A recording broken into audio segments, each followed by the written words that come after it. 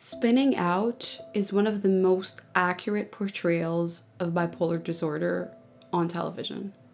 Spinning Out doesn't treat mental illness like it's glamorous. It doesn't frame it as poetic or edgy or romantic. It treats it like a relationship with yourself, with your past, and with every version of you that has tried to hold it all together.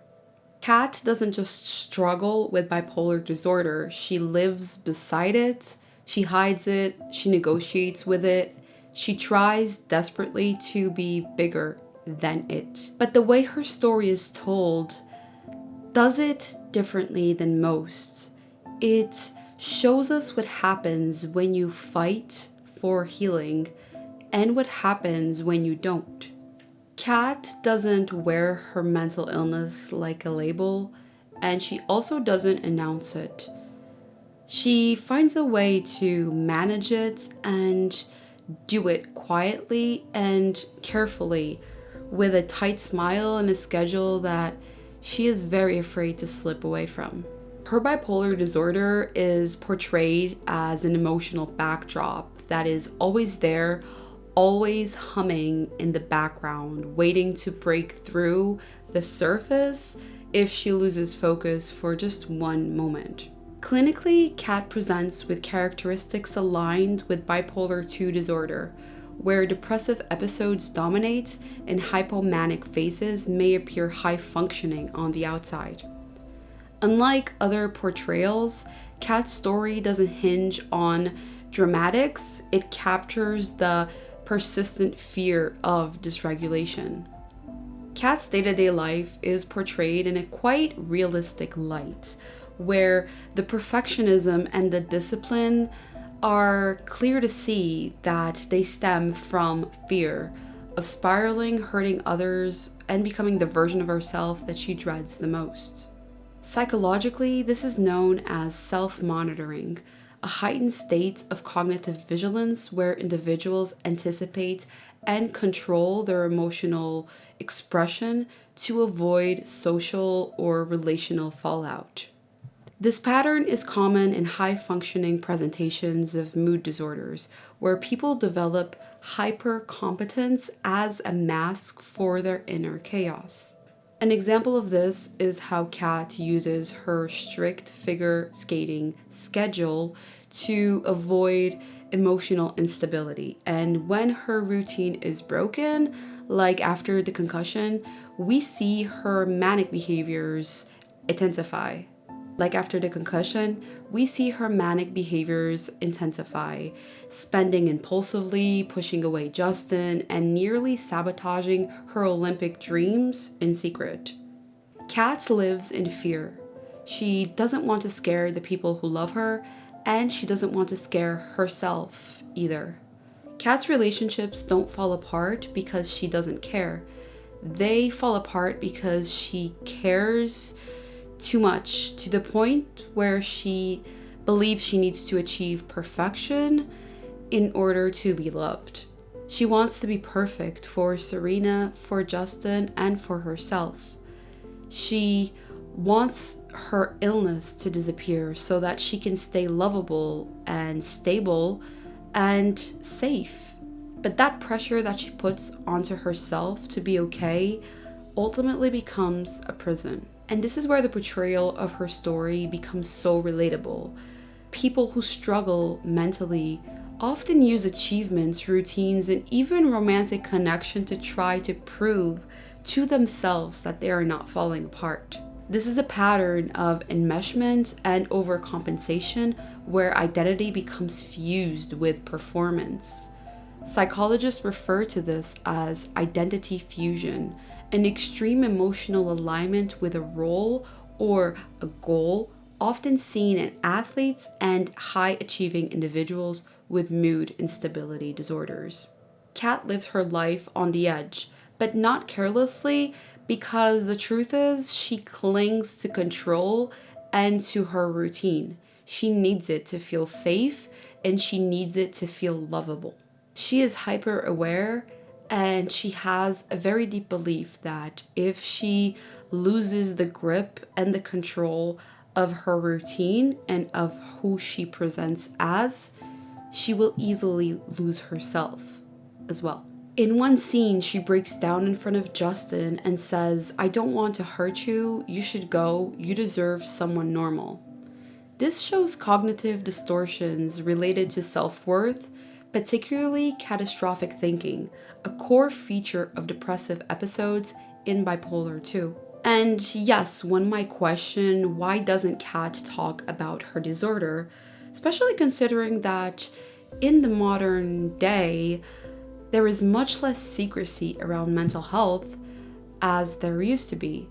However, the reality is that deep down there is still stigma, especially in bipolar disorder, where symptoms can be quite chaotic and loud, and where people can see your worst and see it as your true self.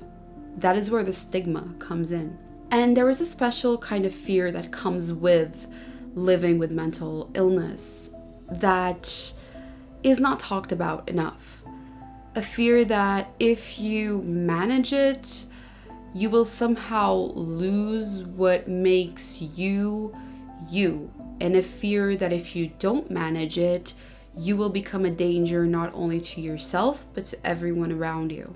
So ultimately, Kat's silence is survival, not avoidance. Her internal conflict reflects diagnostic shame, a type of self-stigma where individuals fear that their diagnosis makes them permanently othered, especially in high-pressure environments like in elite sports.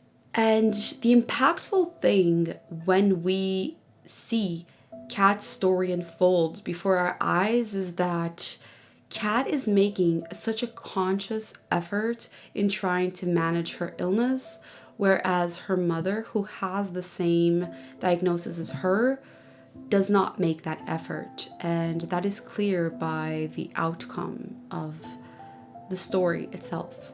One example of this is Kat being conscious that her medication causes fatigue and therefore might affect her performance in figure skating. And for a moment, she considers stopping the medication. However, her internalized shame is triggered by her mother's influence, who constantly claims that they want to make her boring, just like they did to Kat. And spinning out does something bold. It contrasts two versions of living with the same disorder. Kat tries to repair, self-regulate, and build healthy connection. Her mother, Carol, does the exact opposite.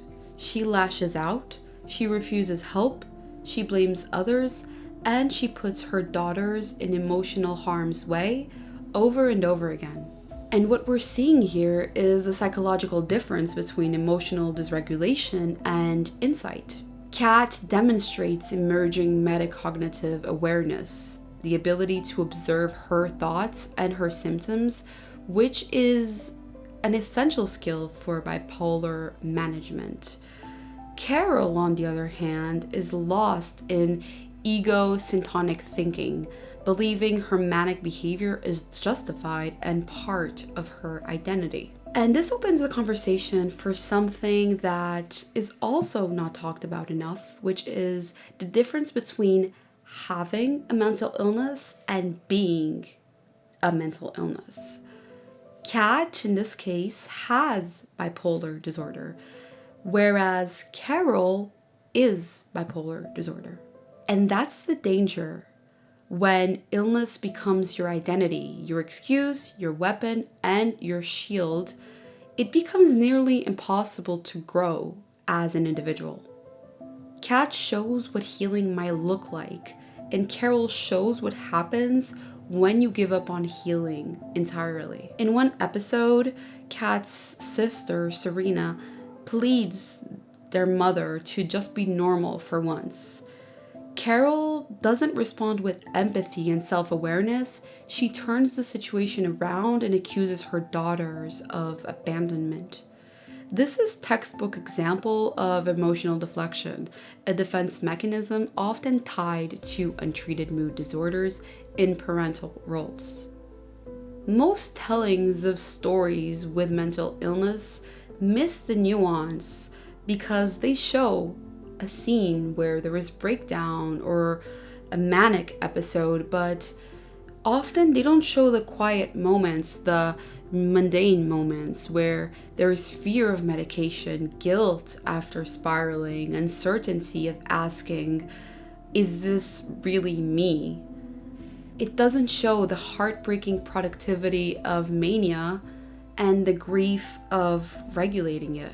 The telling of Kat's story captures with heartbreaking accuracy the emotional cost of stability and how healing can feel like surrendering part of your identity, and how every choice, sleep, medication, and even honesty can feel life or death when your brain no longer trusts itself. Kat shows us that healing isn't clean, that regulation isn't a cure, and that loving someone with a mental illness means loving all their parts, even the ones that they are afraid of. It also shows us that not everyone wants to heal, and that is also a reality. So, if you are struggling with mental illness, this story might feel heavy, but it might also feel hopeful because ultimately, you are not your illness, you are not your spirals, and you are not your worst moments. No matter what your brain tells you, you are still someone who can choose healing and who can be loved without needing to hide.